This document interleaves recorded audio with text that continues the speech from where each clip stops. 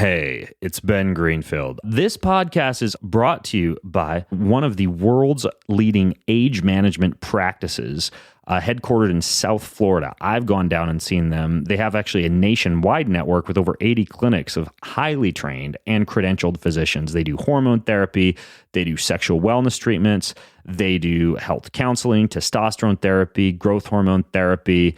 The dude, Dr. Gaines, who owns the place, he's Harvard trained. He's a pioneer in the use of hormones, and meaning he does a good job. He doesn't just put you on a bunch of stuff and then waltz away into the sunset. They take care of you down there. They adjust everything as you go, and it's amazing. They also do treatments sex treatments, like the P shot and the O shot and the Gaines wave, so you get better orgasms and better sexual performance. If you have issues down there, they can just fix them all overnight. It's crazy. You get $250 off of any of their treatments down in Florida. If you want to, again, you can get on a plane, go to Florida, go to Venice Beach, get your body fixed, go to Florida, get your crotch fixed.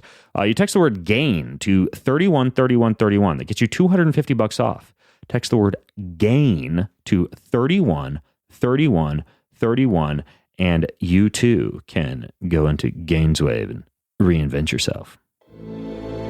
In this episode of the Ben Greenfield Fitness Show, the one upper dantian collect energies of wisdom. So when the energy here is strong, you feel like you are guided. It's not logical, but anything happens, you make a decision, you feel as if it is guided. You make the right decision more likely. It's like you have a good GPS, right? All the problem, or we say disease, in terms of energy is the blockages. So whenever the blockages is cleared away, when the energy flows right, then healing starts. He's an expert in human performance and nutrition.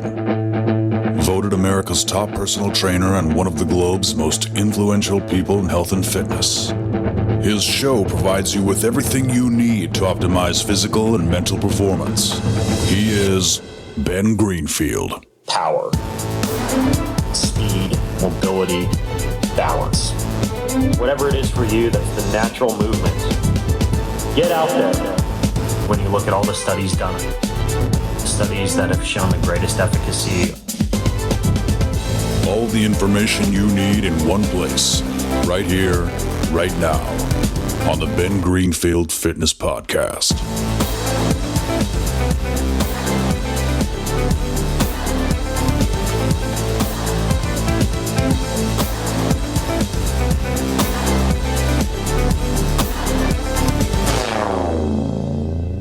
Okay, do you have your tea? Mm-hmm. Do you have your tea? Did you make your tea? I just got a tea. That's your tea. Where's your tea? Yeah, that's mine. Oh, okay. Well, why don't we start this podcast off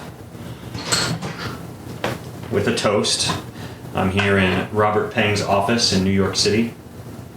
Robert Peng is a Qigong Master who has been studying since the age of 8. And he was born and raised in Hunan, China. And he now is based out of New York City. You've learned a lot about him already from the introduction that I've given you. But it is here to his New York City offices that I have traveled via bicycle, train, car, etc. I just rode my bike 7 miles through New York City and almost got killed coming to see you on a city bike. And I breathed in a lot of New York fumes. But based on the fact that my children and I have been studying your book and your DVD for the past several months leading up to this interview and learning quite a bit about Qi Gong and how much it enhances the way that we feel, our energy throughout the day, and how much benefit I've gotten out of your book, your audios, and your videos. I'm incredibly honored to be here. And for those of you listening in, everything Robert and I talk about today, you can go check out. Just go to bengreenfieldfitness.com/Peng. That's bengreenfieldfitness.com/PENG. And Robert, may I raise a toast? Tell me about this tea that you've prepared. All right. Thank you, Ben. Thank you for coming. Is this a traditional Chinese tea? Yeah, you see that little box? I do. Then the water can drain into the box. Oh, the box there on your desk, the water drains into. Yeah, and the two pots. One is the pot you made the tea, and the other is pitcher, actually. Oh, interesting. Yeah, so that when we finish, there's a drain to fill, to stop the tea leaves so that it can be pure. This is very interesting. What is this called? What style of a tea maker is this called? This is called for people. Kung Fu tea. Like Kung Fu, as in Kung Fu Panda? Yeah, Kung Fu, yeah. Kung Fu tea. Kung Fu tea, yeah. I'm gonna have to get one of those. It's actually, it looks like a piece of art. Yeah, I'll tell you later how you can get it. Kung Fu tea is a way of drinking tea. Actually, it's not really what tea it is. The way of drinking tea.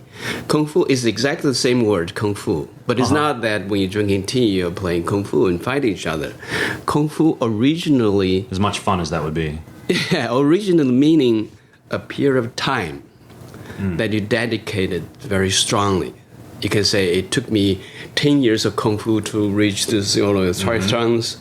It took me 2 hours of Kung Fu to write this article. It's meaning dedicated time that you focus on. That means Kung Fu originally. So Kung Fu is almost like this. There's a book called Deep Work. Deep work. And it sounds very similar to this concept of Kung Fu. Like when I wake and I write in the morning, that's my Kung Fu. It's deep work. No one is up. It's 5:30 a.m. Exactly, you got by myself, immersed. That's Kung Fu. And this Kung Fu tea is based on the same concept? Yeah, originally means that you take some time, but because this way of making tea, actually today I give you a bigger cup. Normally I have even smaller ones. Oh, wow. I was going to say, if this cup is big, I'd hate to see small. It's like the size of a shot glass. Drinking Kung Fu meaning you don't talk about, you're not pressed with the time. Mm-hmm. Right, I get it. So it can take hours. You're drinking tea with the affluence of time. Yeah. Like my wife and I, sometimes we are in upstate of New York in a country house. We can drink teas for 5 hours. Wow. It's almost like tea meditation. Tea meditation. Wow. That is our downtime. That is our downtime. Actually, that's part of my training or part of my Qigong. I've heard of my kids do candle meditation where we'll light a candle and they'll go into our infrared sauna and their task is to just study the candle for about 20 minutes. And it's great for a child's attention span. Yeah. And then my wife and I, of course, will sit on the back porch occasionally and work our way through a glass of wine in a half hour or so. But that is 5 hours of tea is something I'll have to work up to. That sounds like a formidable task. Yeah. Now, a funny story for you. My children and I have been putting in your video each night, my 2 9-year-old boys, and we stand there in front of the video before bed, and we've been through your 3 dantians exercise, and your sword finger, and the Qi ball, and even changing the taste of brandy. Did you try Although we used Mom's kombucha instead of brandy, because admittedly, I don't want the social workers showing up at my door when I tell people on the podcast my kids are drinking brandy. And we felt so great with it. And the funny thing is, my boys now ask me after dinner, even if, when I was 9 years old, I wouldn't have even thought about doing Qigong. But after dinner now, they say, Dad, we need to go do our Qigong. And they go down there and they wait for me in the basement next to the TV. And I turn on the TV. One of the few times during the week when we actually use the TV, and we do another segment of your Qigong video. We're to video 3 now, almost done with video 3. And then we'll move on to video 4. Wheels exercise. Yeah, these master enthusiastic. Oh, great. They love it. And you began studying, they're 9 years old. Am I correct in that you began studying when you were 8? Yeah, I was 8. Tell me about that. Well, and a lot of people ask me, how did you learn it? How is it from your parents or your family? Actually, it's not. Before 8 years old, I have done nothing about Qigong or martial art. Actually, at 8 years old, I was sick. I was sick. Yeah, I was having a very severe pain on my chest. It's okay if I'm not doing anything, but whenever I ran, or if I jump, especially, the severe pain was like so hard. Sometimes I can get fainted because of the pain. Of course, my mother brought me to the doctor, and they prescribed this or that, but it never changed. It's getting worse. So in the end, the doctor gave her the best prescription. To say, well, your son need a break. Maybe he need to quit school and stay at home rest. Oh, wow. Which is good news for me because, as a little boy, I hated school. Yeah.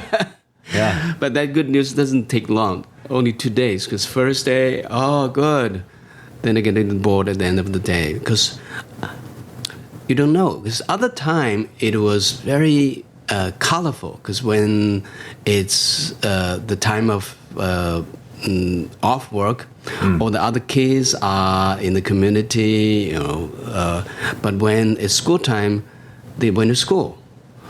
The adults went to work, and some went to kindergarten. Then I was alone, so it's not so much fun.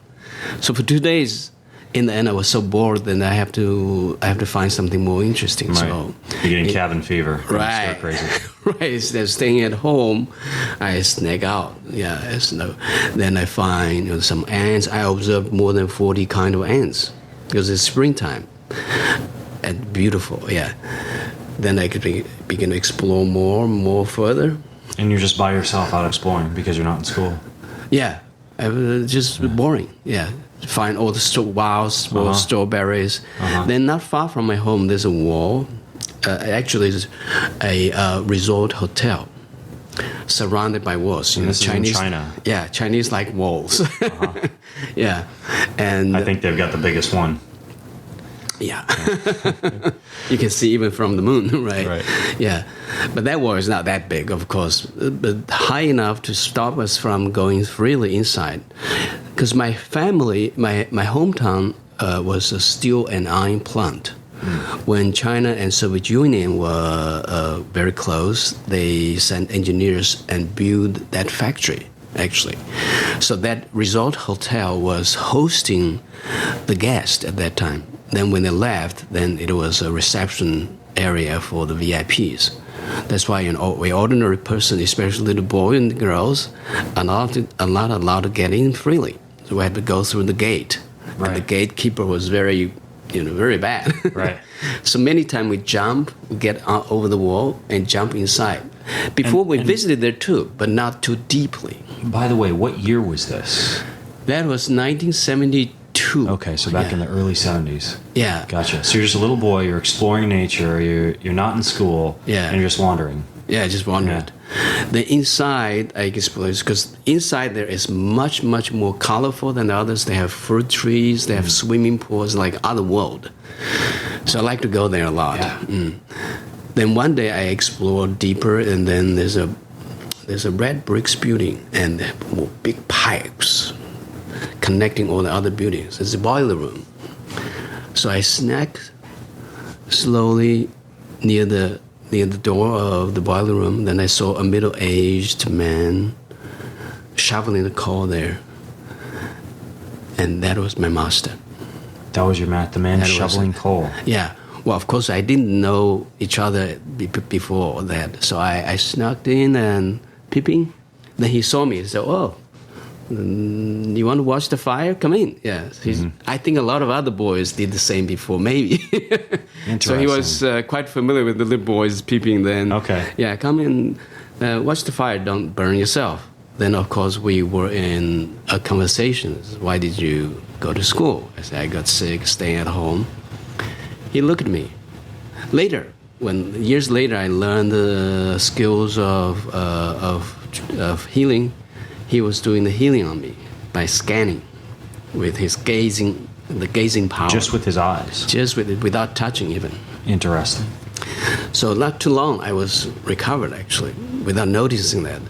But of course, our conversation was, When you say not too long, do you mean you came back repeatedly to see him over several days, or was it just during that first time you saw him? After that, I visited him every single day. Oh, wow. Yeah.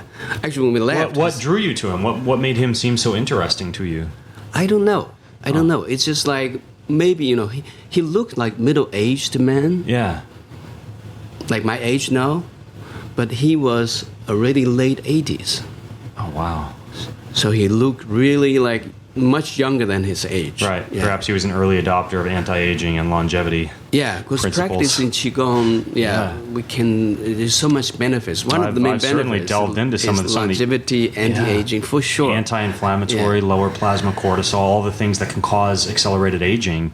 It actually, very similarly to deep sleep and transcendental meditation. It seems to have very similar effects. True. Yeah. And they have a very young nature too. Right. Yeah. So he's 80 years old, but he likes to have fun many times.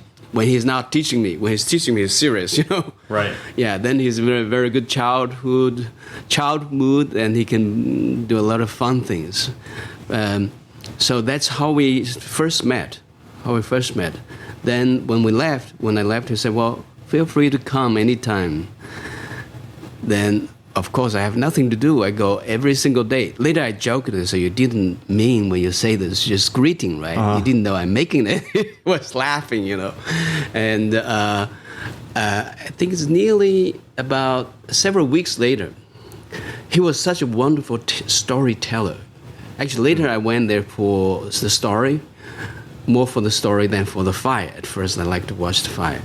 But after a few weeks, one day, from nowhere, he said, Jihui, do you like wushu? Wushu means kung fu, martial art, in Chinese. I said, yeah, of course, yeah. And do you want to learn it? Of course, yeah, I have no teacher. I can teach you. Well, before that, I have no idea he knows anything. The only thing I observe is that when he shoveled the coal, he's so graceful. Like that big pile of coal in the shovel doesn't look like heavy at all. Yeah. And by the way, not to interrupt and go down too deep of a rabbit hole or to make you feel self-conscious, but even just watching you right now as you're talking, your movements they are fluid. They are graceful. I've noticed that about you on your videos too. It's almost, not dancing isn't quite the best way to describe it, but it's fluidity. Fluidity and grace, which is what I've noticed myself after beginning to use these principles more during my workouts. When I'm deadlifting or breathing or running, everything seems more fluid. That's and right. So you began to study Kung Fu under this master. Yeah, so I started Kung Fu or martial art. That's how I started.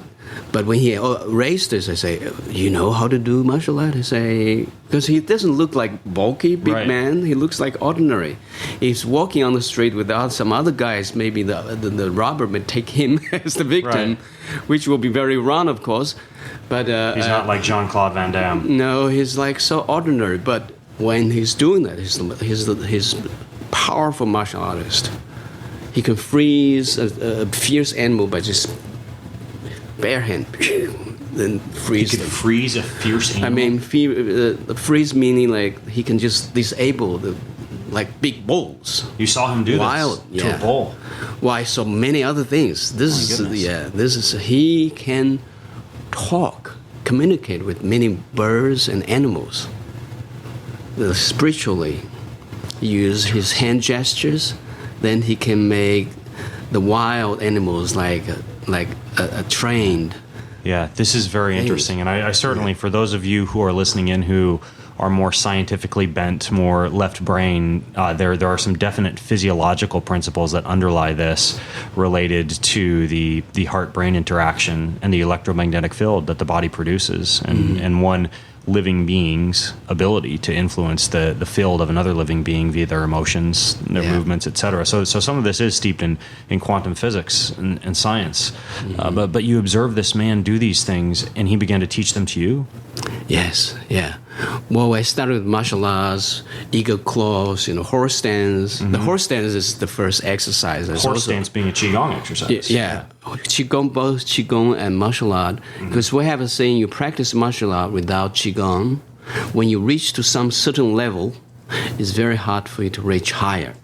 Because Qigong is very good base for the martial art. Yeah. So the horse stance is to give you a good base. You stand bending like riding a horse. It's very hard. Very hard. Right. Because it's like nearly 90 degrees. An external rotation. Yeah. Then he said 20 minutes. 2 minutes, you begin to feel burning charcoals on your thighs. Right. It wakes up your glutes, your external rotators. Absolutely. I've experienced that. Yeah. It's like an isometric contraction. Yeah, it's challenging. So every time when I'm going to do that, I said, my God, I have to do horse stance. But then one day, I was expecting some grueling experience before having the fun exercise. Then a few minutes later, after starting horse stance, I got in a trance. It feels as if someone is pulling a stool under my butt. Then it's like you're sitting there. without any chair, really. Then I was in a trance. When I come back from my trance, my master was very pleased because he knew that I crossed, like basically you cross one barrier. You transformed with energy. He said, you know how long you were there? 4 hours. 4 hours. 4 hours, horse stance, no move. Wow. Yeah. And it's after that, it began to feel the energy flow along the meridians is so strong, and then horse stance is never a grueling torture, but a fun. You began to feel more energy flow through your body. Yes, yeah. And also feel the core here in the lower dantian, which is the lower torso. It's much more anchored. And we'll talk about the dantians later on for those who haven't heard that phrase before, want to know how to awaken those. And so and this guy in your book Master Qi, where you talk about this story, this is the mysterious Mr. Tan. Is that who this is? Yeah, well, his folk name, like his name when we in our communities, is Mr. Tan, but his monk name, his Buddhist name is Xiao Yao. Xiao Yao. Yeah, Xiao Yao. Okay, so you studied under him. And at what point did you begin your journey, taking like a deeper dive into this radical spiritual transformation that you talk about in the book? Because I know that you did like 100-day, you did like 100-day fast, and you moved on to a lot of things. And I assume this wasn't when you were 8 years old. That's after more than that. Yeah. Well, because I started with martial art. At first, it's martial art. I learned many forms, and getting stronger. Then I sort of like to test or try. Yeah. Then it happened one day. One of my closest friends, he was beaten by some gangs on the street. So I was fighting for him, and I got into the street fight. Of course, I won, but then I realized actually I was not so happy to fight with people. I was scared, actually. I won, but I was scared to death because I thought policemen would come, arrest me, and shot me. And also, especially when I have to visit to the guy that I beat in the hospital. He was 2 years older than I. As soon as I entered the room, he was still scared. But actually, at that moment, I have a transformation in my own self. I said, my God, he's just like another boy like me. Why at the moment when I was fighting, I was like a monster? Or he was like a monster in front of me. I just want to kill him. So I was sympathetic. I was feeling something wrong with me. Yeah, of course, my mother was very sad, was not happy. My master was very pissed. And the good punishment is to kneel down on the washing board. You know the washing board, hand one, zigzags. Yeah, exactly. Then kneeling against the wall, then I have to kneel down for 2 hours. On a washing board. That is painful. It's painful on a freaking wooden floor, much less a washing board. And 2 hours. Well, the pain is nothing, actually. I was very painful, but, the thing that I cannot bear was to disappoint my master. Yeah, because I was feeling something not so right to fight. I mean, street fight especially. Then later on, not too after that, my master one day said, well, what I've learned, what I've taught you all this couple of years is you're laying very good base for your Qi grounding. Yeah. And you can lead either ways. One is you keep practicing. I teach you more forms. He teaches me how to use the brooms as a weapon, chopsticks, can stab. He can use a rope, a soft rope. Then he put the energy in that rope, begin to tighten. Now, are these all Qigong practices, or is this taking the method of Qigong and applying it to other martial arts when you're doing things like broomsticks and chopsticks? Yeah, both. Okay. Yeah. If you just learn the martial art without Qigong, this energy support, it's just a form. You don't have the power. You don't have the power. It'd be like, well, for example, one thing that I do is I play tennis, and I've noticed that now that I'm able to channel some of my energy, I can put more energy into the ball with less effort. And I would imagine, even though I'm not big into boxing and sparring, I've done a little bit of it, that similar concepts would take place when you are fighting. That's right. You'll be able to channel this energy, or striking, or running, or turning over the pedals on a bicycle. Yes, I have many students. They are top martial artists. But when they learn this Qigong, they find the fist is much more penetrative. And other sports too, like some of them are golf player. Mm-hmm. They do the meditation, then they find the score is much better. Yeah. So it's good. It's very good. It's like alloy. You add this energy in your practice, then it's totally different thing. In another way, yeah. So that's why Qi practice, or Qi is or Qigong is a lifestyle. It's not something they think, only monks or some special people are doing in a exclusive place. You can apply it in your daily life. Similar to meditation. It is meditation. Qigong is a moving meditation. When my boys and I do it, that's exactly what it is. It quote counts, unquote, as our meditation for that day. Now, at what point did you do? Because it's kind of interesting. I've had people talk about fasting before on the show. I recently interviewed Dr. Jason Fung, who talked about everything from intermittent fasting to alternate day fasting to the benefits in terms of longevity of caloric restriction and self-control. You did 100-day water fast. Is that right? Yes. Now, why did you do that? Well, it was actually after I decided to quit martial art and to do the next road that is more the healing energies. And how old were you when you decided to take that route? I think I was about 14. That was after my junior high school. Junior high school, it was we finished junior high school. We have a entrance exam for the senior high school, then we have a long break. And at that time, my master returned to the mountain already. Yeah, the mountain, his monastery. Because when I met him, he was working as a boiler room attendant, a hermit. Nobody knew he was a top martial artist and a legendary healer. I don't know whether you heard about Chinese Cultural Revolution. Started in 1966 and ended in 76. We call it 10 years disaster. Because at that time, no religion was allowed. So, of course, he, as a monk, has no place. The monastery was taken over by the villagers. So he wandered to my factory to work as a boiler room. But after 1976 is finished, in 79 he was called back to the monastery. So he was rebuilding the monastery. So before that, we were together for about 7-8 years.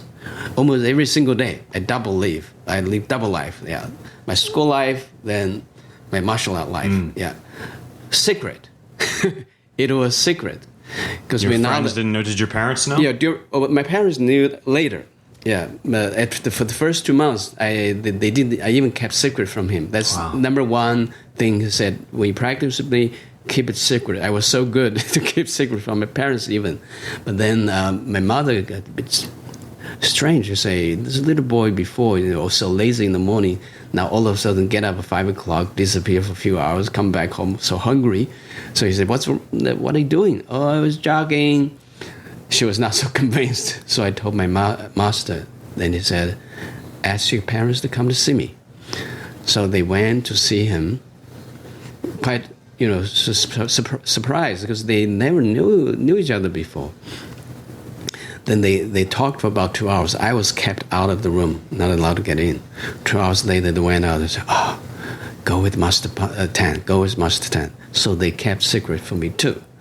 Until the Cultural Revolution finished in 76. Then we began to a lot of things recovered. Then Qigong is reaching to a high climax in China, like gaining popularity, getting huge popularity. The followers are thousands, millions of them. Yeah. So so he was called back to the monastery, rebuilt it. So after that, I visit him every year, like 2 times in my summer and winter vacation. So it was after that my junior high school, that break, I went there. He said, tomorrow we do the big one. Big one means empowerment. Oh, yeah, because he mentioned many times.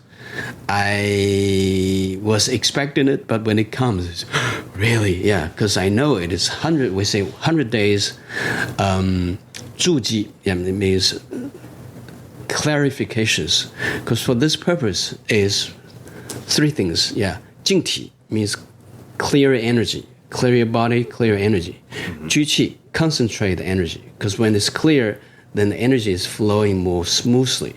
So anytime you need some energy, that you bring your awareness to your fingertips, the energy all swamp there and do the healing. So the third part is bring out your potential power.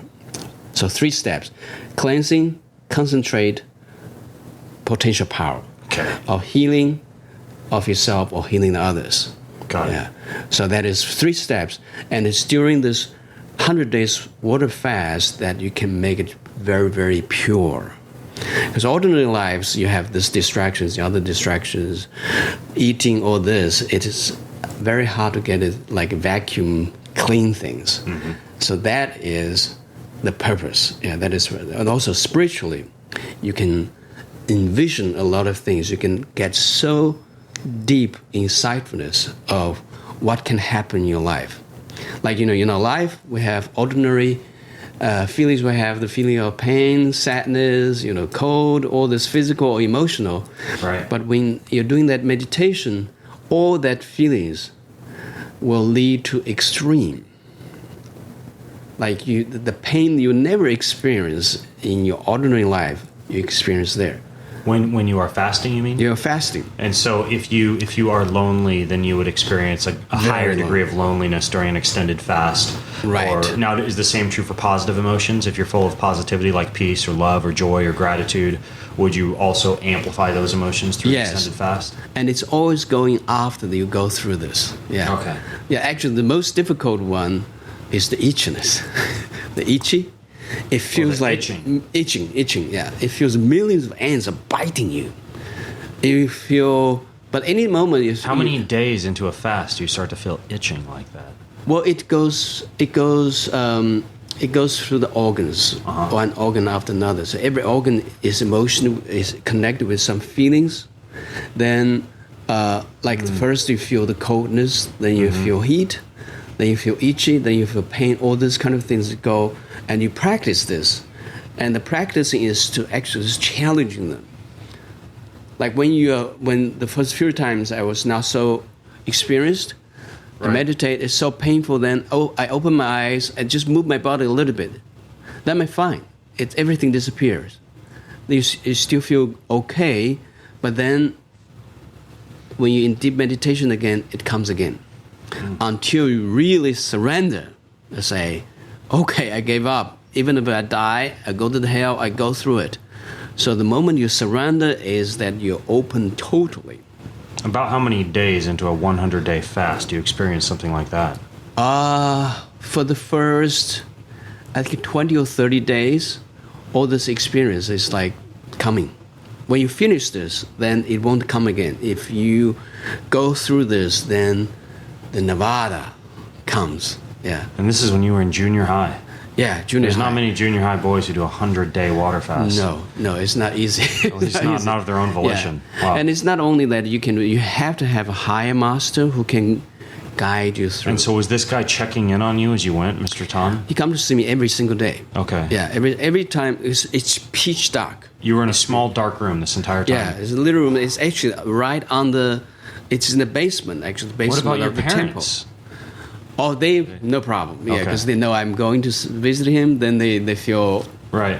yeah, because he's like our family member too. Every now and then, Okay. he was invited to my family. they knew him we have and they dinner, trusted him. So they trusted him. And And you were just water. You didn't have any vitamins or minerals. No, the or first anything. 20 days. No bone broth.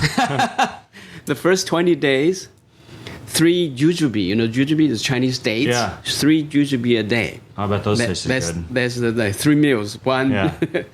After 20 days, just water.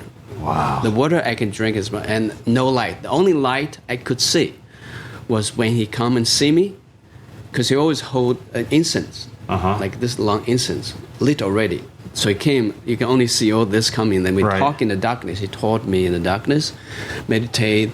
Then when it really nearly reached to the end, it can last about 1.5 hours, I think, or even longer. Then he will go. Then that incense light stick. keep going, disappear. That's the only light I could see. Wow. Then the last, I think it's before 15 or 20 days before I finish, he began to bring some juice, then some fruit, and some thin porridge to help me to transition. Actually, when I finished, I went out. It was night.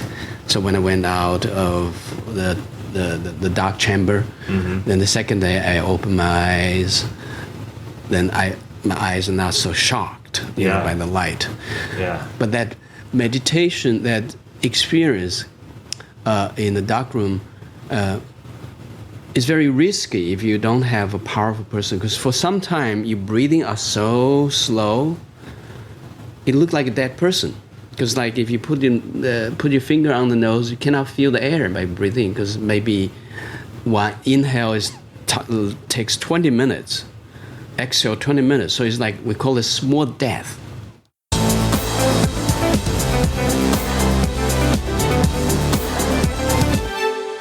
Hey, I want to interrupt today's show to tell you about the best tasting gently dried superfood powder on the face of the planet. And when I talk like this, it makes it sound even better. No, I'm serious. There's this stuff, and it goes in my smoothie just about every morning. It's a coconut and ashwagandha infused green juice. It has the following: wheat grass juice, horseradish tree, which is also known as moringa. It's like one of the most potent superfoods that exists. Spirulina, chlorella, great omega-3 fatty acid sources, even if you're vegan. Matcha green tea leaf, coconut water powder, ashwagandha, did I mention, which is great for reducing cortisol, increasing testosterone. It's got organic red beetroot for your blood and turmeric in it. Really cool blend, and it tastes amazing because they don't put a bunch of artificial sweeteners in there. They flavor it with monk fruit, also known as luhan gao, and organic orange flavor, organic mint flavor, organic prebiotic vegetable powder, and organic lemon flavor. So check that all out. You get a 20% discount on this stuff. You go to bengreenfieldfitness.com/Organifi. That's with an I. bengreenfieldfitness.com/Organifi. And you use discount code BEN, and that gets you 20% off when you go to bengreenfieldfitness.com/Organifi and use discount code BEN. This podcast is also brought to you by one of the most unique biohacks that is tiny and portable, and that I travel with all over the world because it gets rid of jet lag like gangbusters. It increases energy levels, it improves mood, it increases mental alertness, and the mechanism of action is that it shines this white light, a calibrated white light, into your ears, way different than blue light. And what that does is it interacts with the photoreceptors on the interior of your ear. You have these photosensitive proteins on the surface of your brain that you can actually get to through your ears. So it's almost like going out in the sunshine. So it's called the Human Charger. The Human Charger. And I'm telling you, you take this thing anywhere on the globe and you can banish jet lag, kiss it goodbye, but also get instant energy anytime you need it. Go to bengreenfieldfitness.com/human charger, just like it sounds, bengreenfieldfitness.com/human charger, and use code BEN20 to save 20% off. That's bengreenfieldfitness.com/human charger and use code BEN20.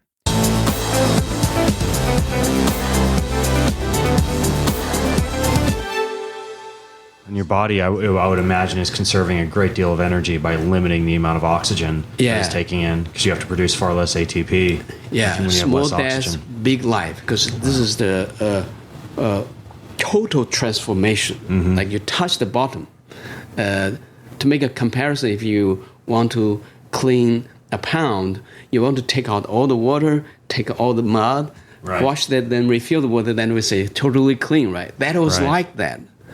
That's why your body even like want to be dead, right? Yeah. Sort of like this. So when I was in that small death experience, he was with me all the time.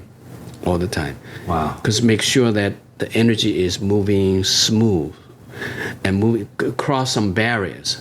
Because otherwise you might be a big death. So during that period of your fast, he stayed with you to make sure that you didn't die. So it's about 7 or 8 days. Wow. I was motionless. Wow. I was like just no conscious. But it was beautiful internally. Wow. But I didn't know he was beside me. He was guiding me through energetically. Amazing. And for people who are listening who might be nervous, there is not a 100-day water fast requirement in your Master Qi program that I've gone through. Yeah, I don't encourage you people just do it on their own, because it's not a simple way of just not eating. It's a lot of some breathing, some exercises helps you to get nutrients from the air. That's why I didn't lose too much weight. Helps you get nutrients from the air? From the air. Now, there's some people that of course, poke a lot of fun at this concept of breatharianism, people who believe they can only survive on air, and I don't believe that to be true at all, but tell me about the breathing that allows you to gather more nutrients from air. Well, there are many breathings. We're born with natural breathing, but there are hundreds kinds of breathing. There's one breathing we called navel breathing. Navel breathing is the way of your breath when you're still inside mother's body, because that is the connection with the mother. But the moment when you're cut off, the navel cord, when you're born, you cry, right? Right. You cry. And if you don't cry, then the doctor, your parents will get worried, because that means you're not completed. Right. According to the energy system, the cry is to opening the channels of meridian. The first channel of the meridian is long meridian. That's why we cry to open the long meridian, and large intestine, stomach, and all this 24 hours make a circle. The organs' energy are connecting to each other according to the meridians, connecting to your fingers, to your toes, all this. So this breathing, then combining with another way, we call it body breathing, and some special ways of controlling it, then you're not only breathing through your nose, you're breathing through your skin, breathing through your hairs, and then something in the air, in oxygen. I don't know scientifically. This is a concept I'm actually not familiar with. Yeah. I could see in the same way that, for example, lipids or oils or even toxins are absorbed through the skin, that you could absorb air through the skin or certain elements from the air. I also know of this concept whereby, and there's an interesting study that was reported on the Green Med Info website about how when humans have large amounts of chlorophyll in their system from eating wild plants or dark leafy greens, that when sunlight hits your skin, you can actually photosynthesize and create ATP in the absence of calories in a very similar way to the way that a plant would produce energy. And so the idea that one might be able to somehow have an ionic exchange from air or some element of air moving through their skin or through their body just by breathing, it makes some amount of sense that you could at least sustain life for a certain period of time with that, although I imagine it isn't quite as satisfying as a turkey dinner. Oh, of course. But the interesting enough is that when that's something before I started Big One, the 100 days, my master told me, but I have the same kind of question or doubt. I say, what if I get hungry? What if I'm craving? But it's so interesting. I was feeling hungry or crave something to eat only the first few days. Then later, it didn't occur to me that I want to eat. Yeah, because it's very satisfied. Yeah, satisfied in my stomach, and of course I didn't weigh, but I didn't look losing too much weight. You actually see something kind of like this, on everything from the show, Naked and Afraid, to people who do long, 24, 48, plus hour fasts, is you get to a point where your body begins to burn very efficiently ketones as an energy source. You start to break down the tens of thousands of calories of storage adipose tissue that you have on your body, and all of a sudden you become less reliant upon glucose. But the pathway to get there kind of sucks. You're definitely uncomfortable and hungry for a certain period of time before that occurs.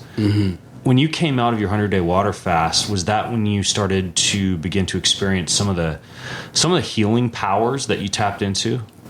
Yes, that's one of the purposes of my master, to try to sharpen my energy. They call it zapping, Zapping is like, well, we can try it later after we finish. We can do a little mini sessions for you. That kind of feeling is like electricity. I had this when I was a little boy, before even I met my master. Because like I have to focus for several minutes, then I press on your fingers, there you go. It's like static electricity. Oh, wow. I thought everybody can have this. And but actually there's a very special gift. My master must have realized this. Then he want to train this as my special power. So in this 100 days water fast, after all that cleansing experience, like I said, when it's cleansed, then the energy is concentrated and the potential power is super amplified. So before I have to focus for several minutes, I cannot apply in my healing. But after that, I can feel it's like can constantly go with my mind.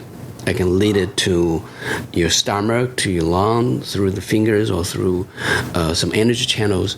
Then the powerful healing can happen. Yeah. So people that get this, they can feel refreshed. They can feel their own potential power is activated. So in my treatment, I do a little bit of this to activate their own healing power. So here in your office where we're at right now, we're sitting at your massage. We actually are recording on your massage table. This is a table one would lie upon, and you would actually take your qi, your energy that is in your own body, and you would actually touch people at certain meridian points to quote zap them, unquote, or to cause your electricity to flow into them, your qi to flow into them. Sort of like that. Well, it's not electricity. Because someone say, "Oh, it feels like electricity. Can you light the bulb?" I said, "Why bother for me to light the bulb? Put it in the socket, right?" So it's not my energy. It's the channeling. It's the transformation of the universal energy. It's like we're like a medium. Yeah, we interpret the universal energies in a way that the clients or the patients can receive. So if someone came to you with, for example, back pain, you would touch them in certain parts of their body to cause that to disappear in a way? Well, for a healing session is combined with some body work. We call it Tai Chi press. We press a lot. This is to make you more settled, more relaxed, then transform some energy and to open up. Because all the problem, or we say disease, in terms of energy is the blockages. Yeah. So whenever the blockages is cleared away, when the energy flows right, then healing starts. That's how... That's the whole concept behind acupuncture, for example, right? Right, yeah. So, nowadays, because we have... Why we call it stress is the big killer. The stress is like... Someone even say stress is the only factors that, that cause a disease, which in some way is true, because the stress is... like a hand holding you here, right. And this hand doesn't let go. then your hands become numb because you cannot have the energy supply for you. Tension. Yeah. So all the stress is like this, but when you're doing the meditation, when you do the chilling, the Qigong, or meridian, or acupuncture, whatever the healing we call it, actually is like you pinch on that hands, then that stress release, then when energy flows well, that's how you get healed. Is this like that video that I've seen on YouTube where you'll see this? I don't remember the guy's name. It's got millions of views, and he'll like come up to people and touch them, and then he's in his practice, and their limbs will twitch. Like when he touches certain points, as though it is like a nerve that he's touching that's causing a limb to twitch. Have you seen this? Oh, that... It sounds similar to the zapping concept you're talking from about. From Malaysia, right? I think Indonesia. so. Yeah. I met the producer. Okay. From England, I think. It was a British show. He visited me when I was in Australia, because I was in Australia for 7 years. One of the my organizer called Celebrity Speaker. His organization organized speaking, so I was one of the members, and he was there. Then we met. He showed me he showed me the videos he filmed. John. I don't remember. Someone literally sent it to me like 2 days ago. And it was perfect timing because I was watching. And, I also interviewed a guy named Scott Dolly, who's a bodywork practitioner back in the U.S. And I'll link to that podcast episode if you guys want to go listen to it. Just go to bengreenfieldfitness.com/Peng. I'll hunt down this zapping video too and show it to you guys if you want to see what it's looking like. But I want to bring this full circle back to Qi because obviously there's a huge element of this that you don't need to go see a practitioner for. You don't have to use it to like fix an injury that you've had. But there's this practice of Qigong that I've personally discovered and began to derive a great deal of benefit from.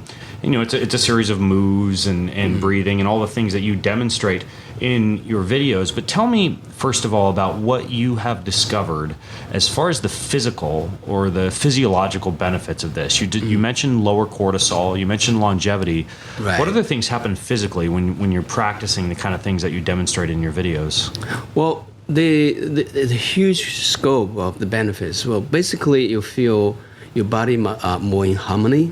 So you feel you're young because it's such a good harmony, and all through the meditations, all the cells, the tissues is like you have a spring cleaning every single day for your room. It's always fresh. Yeah.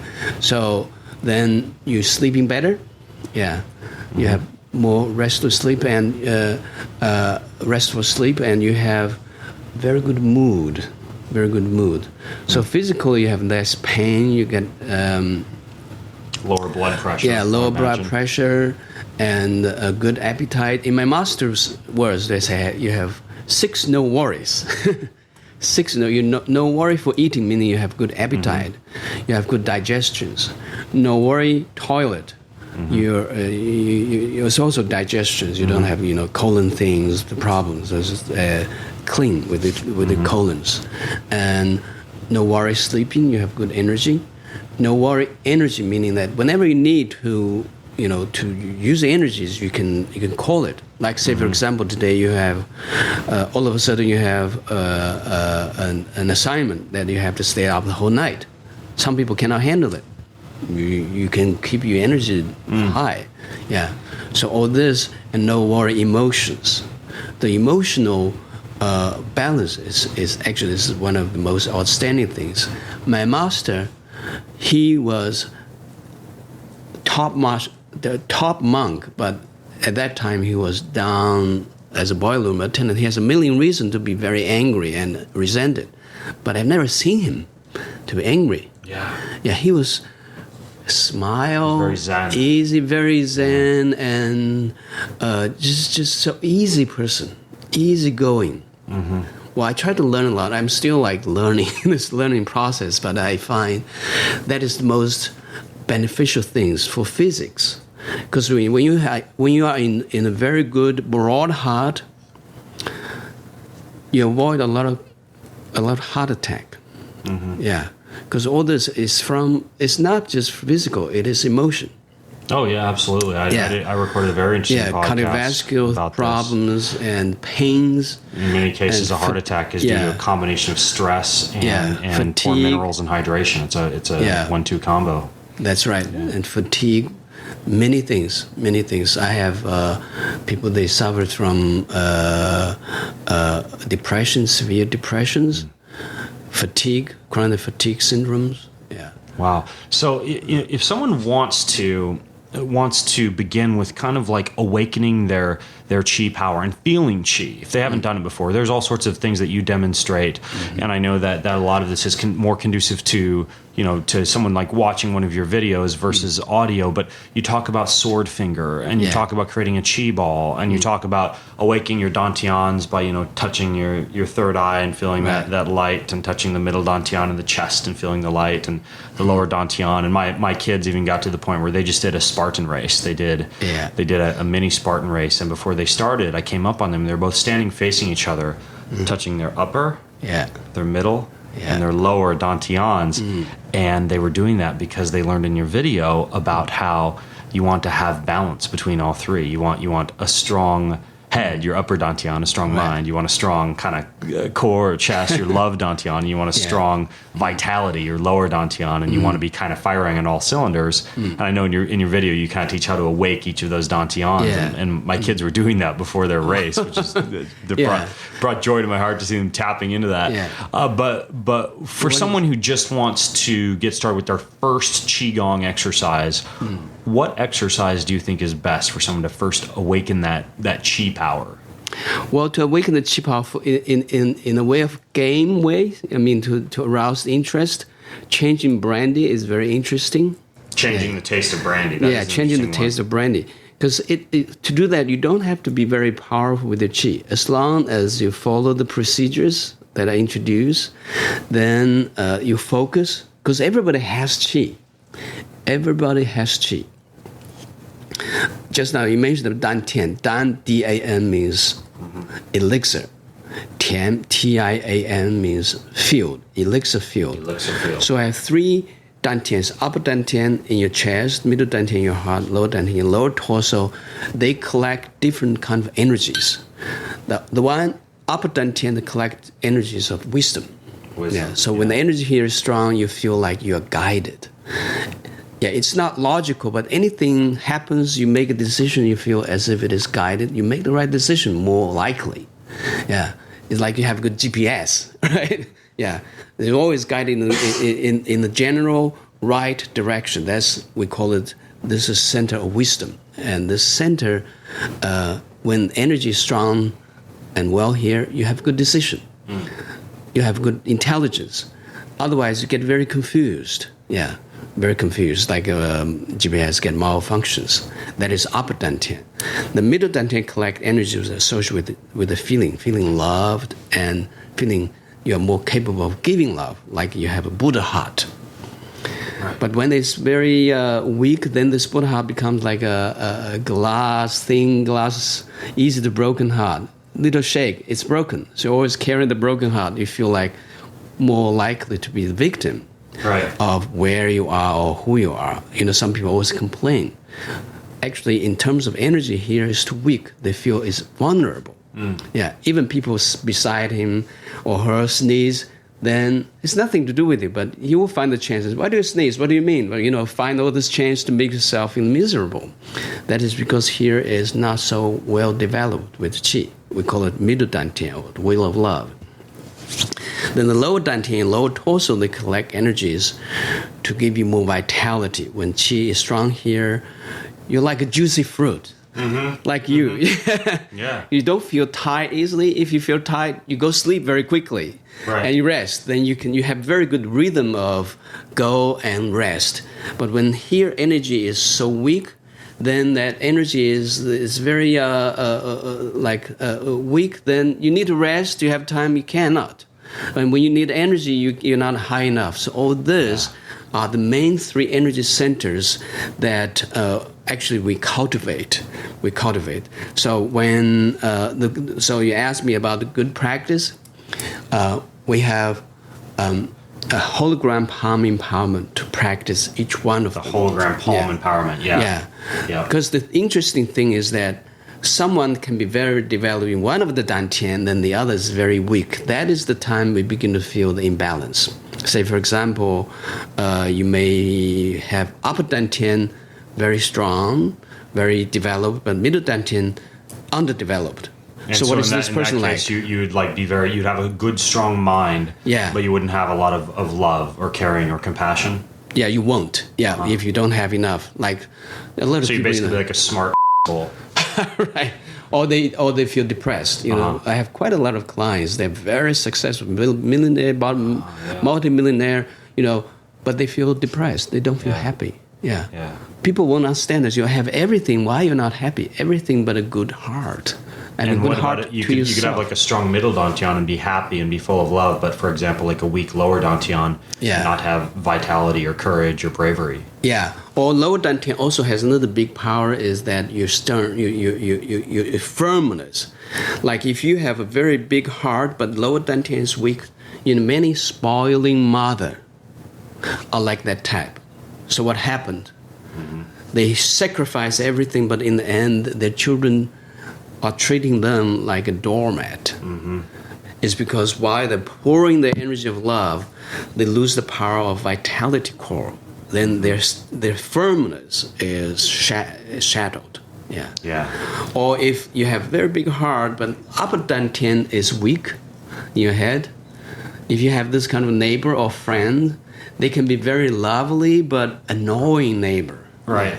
Right. They might knock at your door at midnight, waking you up from deep sleep and telling you how to cope with your insomnia. Yeah, it's funny. And after reading about the imbalances, because honestly, that if you think about it, there's 6 different imbalances you can be on, and the 7th, which would be a strong upper, middle, and lower dantian. I've begun to be able to identify it. In myself, for example, I'm relatively strong upper and relatively strong lower, but I need to work on my love and my empathy and my caring more. And I've noticed that when I'm doing this palm empowerment of the 3 dantians, and I believe that's what you call it, the 3 treasures exercise. Is that the one? Yeah, 3 treasures is putting them together. Oh no, that's right. Yeah, 4 golden wheels. Is that the one where you're 4 golden wheels. The exercise in my book, I have different focus. One, the hologram palm empowerment is more like a sharpener.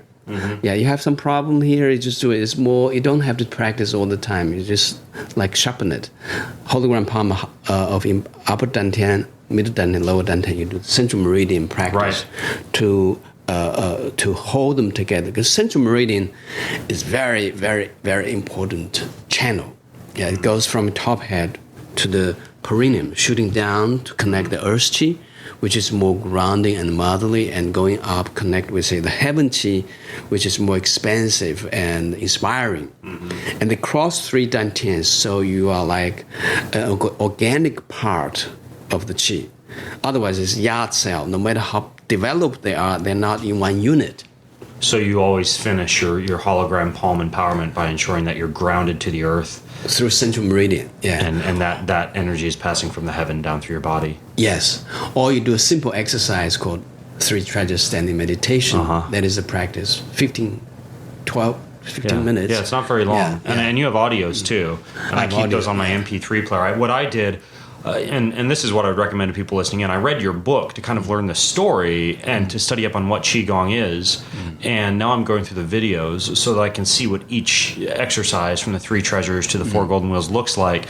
And my goal is to be able to get to the point where I can just use your audios when I'm traveling and not have to see the video. You got my purpose, because actually. I know what you're doing. So that's kind of the way that I've stacked things. And I'll link to your book and your videos and your audios in the show notes, because again, for those of you listening in, a lot of these things you need to kind of see and go through slowly. And I just want to introduce you at least to this concept. So you like that idea of, if someone hasn't done Qigong before, just learning how to awaken their upper, their middle, and their lower dantian using something like 3 treasures and 4 golden wheels. 4 golden wheels is the good one, because for some people, standing meditation is a bit challenging if they have never done meditation or standing meditation before.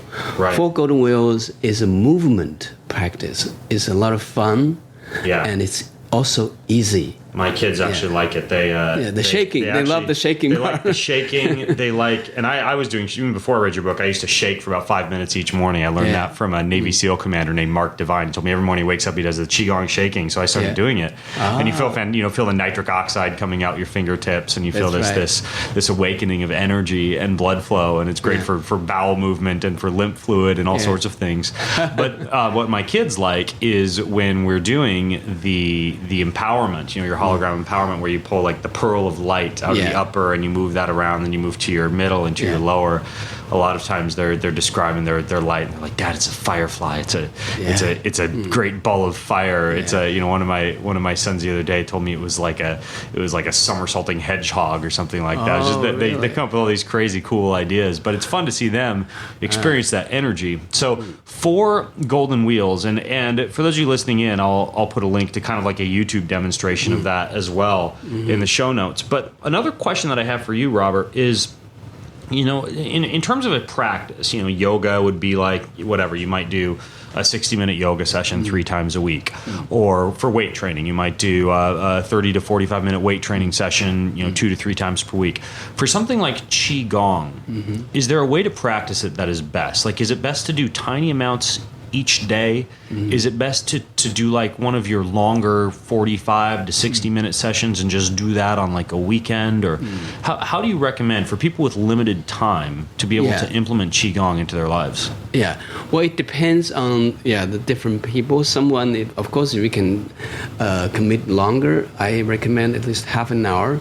But someone that don't even have that much time, 10 minutes is enough for your daily practice. Yeah, if you want to say, I just want to have Qigong for my sense of well-being. I don't want to be a Qigong practitioner. I don't want to be a Qigong healer. I just want to have a good benefit of Qigong. 10 minutes is enough. And when you're doing those 10 minutes, what is it that you would do? Like, how would you kind of go through a week? Would I do, for example, on the morning of a Monday, do my upper dantian, and on the morning of a Tuesday, my middle, and you choose Wednesday, a lower? Yeah, it's good you make a plan. Like you make a plan for a week or for a month. Then you find one that you want to try to start first. Yeah, it's hard for me to tell which one is the best one for any individual, but like say hologram palm empowerment for upper dantian, I want to do it for about a month. So every day you can do about a month. Then of course at the weekend you can combine with some other exercises to make it 1 hour or 30 minutes. But every day you can do about 10 minutes to refresh it. And very important one is not 10 minutes, it's 24 hours a day. Then they'll say, how can I do that? Right? It's called nourishing Qi. Now, in my book, I didn't put that's what I want to do in my second edition, to make nourishing part more reached. In my book, I didn't put too much effort on talking about that. But in my interview with Tammy Simon, in Sounds True, my Qigong Ecstasy video, or on my YouTube, I've interviewed. I talked the whole 1 hour talking about on how to do Qigong for 24 hours a day. Yeah, that's give me a glimpse of this. Like you're not. Are you talking about similar to a water fast where you're literally focusing the whole day? Or you're just kind of like carrying the Qi power with you throughout the day. No, like when I ride my bike back up through New York City today, focusing on channeling my Qi into the pedals. No, there are two ways. That's what my master frustrated me, because his way of teaching is that you do this without telling you first. Then I try to figure out what is that. He said you should do 24 hours a day. I said, how can I do that? I said, just do it. Don't ask, Then he frustrated for about a month. Then one day he just using 1 minute to tell me. I remember forever. He call it ripen the melon. Watermelon, you ripen it before it is ripened. You have to you take it and it still stick there. But then you wait until it ripen. Click, you go. So he waited until I really got frustrated. Easy to understand. He said, I know you're working hard, practicing, but you need to nourish your Qi. You need to allow the Qi to work for you instead of you are driving the Qi around everywhere. Because when you're practicing, actually you are manipulating the Qi, right? Right. You're moving the Qi, upper dantian, all this. This is the work. Then afterwards, you should allow the Qi to get its own will to work inside your body. How to, right? How to. He said, first, always dantian. Yes, so we mentioned about dantian, but when we say dantian without specifically saying which part, it always refers to lower dantian. Okay. In lower torso. Interesting. Yeah. It's still not possible for you to think about lower dantian all the time.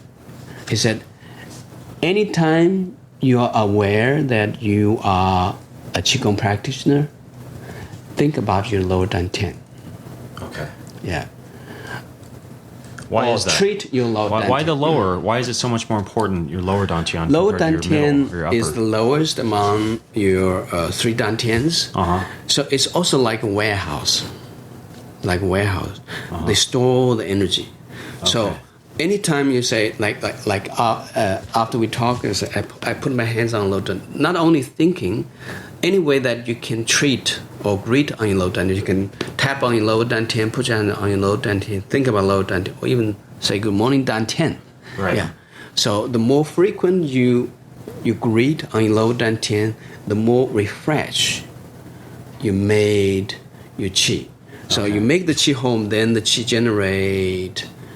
So the more authentic ways that Qi works you. And what would be an example of how going throughout the day you could keep that lower dantian activated? Yeah. So now when I'm talking, every now and then I put my hands on the dantian. I've noticed that. So you're actually connecting with it with your hands. Or here's another way to make it social is thinking your low dantian is your holy baby.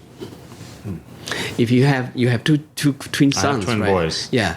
I didn't give birth to them, but right. I witnessed it. Although you are so far away, you're not here in New York, they are in Washington. Mm-hmm. But do you ever think your spirit is connected at all? I do. No. The spirit is never disconnected. Because anytime I believe it is connected, yeah. Yeah, it is connected. So anytime you have some time, you take the pictures or you think about them, that is the way how you treat your low dantian. So you and the Qi are constantly interactive. That's what we call it, nourish your Qi. That can make your Qi always simmering inside of you.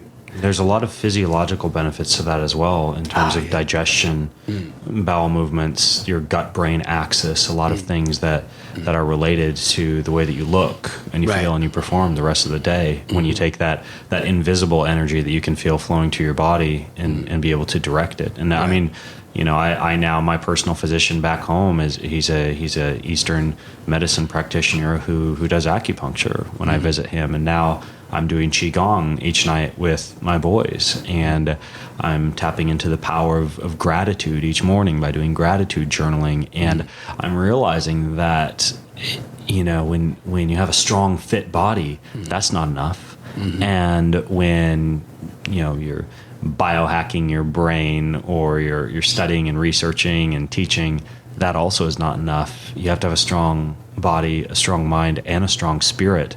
And I think that Qigong is perfect for that. Integrating that, yeah, and, that's true. And your video, your Master Qi video, your Master Qi audios, and your Master Qi book, for those of you listening in, I tried a lot of resources, and Robert's were the first ones that actually made sense. And I know that you practice what you preach, and your story, which you tell in detail in the book, is fascinating. And so... But I'm just curious, how did you get to know my Do you really practice? want to know what I did? This is the way that I do a lot of things. I will order about 10 different things off of Amazon from 10 different experts, and I'll go through them and read the previews, read the table of contents, read the chapters. Usually this is to Kindle, right? So I'm just sending the samples. Yeah. And the one that resonates with me the most, the one that I find most interesting, that's the book that I'll actually purchase and read in full. And then from there, I'll delve into that person and just follow that one person like a horse with blinders, kind of ignoring what the other people say. That's how you found me? That's how I found you, was I downloaded a preview of your book on Amazon, along with about 9 others. And yours was the most compelling, the most interesting, and the most educational, I guess, when it comes to this stuff. So I'll link to that in the show notes. For those of you listening, go to bengreenfieldfitness.com/Peng. That's bengreenfieldfitness.com/PENG. And in the show notes there, I will not only link to some of Robert's books and audios and videos, but also his YouTube channel. I'll find you a video of that 4 golden wheels exercise. I'll link to my previous podcast episode with Scott Dolly, where we talk quite a bit about creating Qi balls and all sorts of interesting things. And then also perhaps I'll even throw a good link to some Kung Fu tea resources out there for those of you listening in. Robert, thanks for letting me come and invade your office and arrive sweaty after riding my bike through New York. And You're more than welcome. In your face, man. It's such an honor. It's such a pleasure to meet you in person. When you send the invitation, I of course I began to study, and then they said, "Wow, you had such a great talent, to thanks. Yeah, to make things all happening together around you, and you are creating your own powerful community." That's good talent. Well, my hope is that I find things that really make people's lives better, and so we're on the same track. And reveal that to the world. So you've been a great help with that today. Thanks for coming on the show, man. Oh, thank you very much, Ben. Thank you. All right. Cheers. Thank you. Cheers. You've been listening to the Ben Greenfield Fitness Podcast. Go to bengreenfieldfitness.com for even more cutting-edge fitness and performance advice.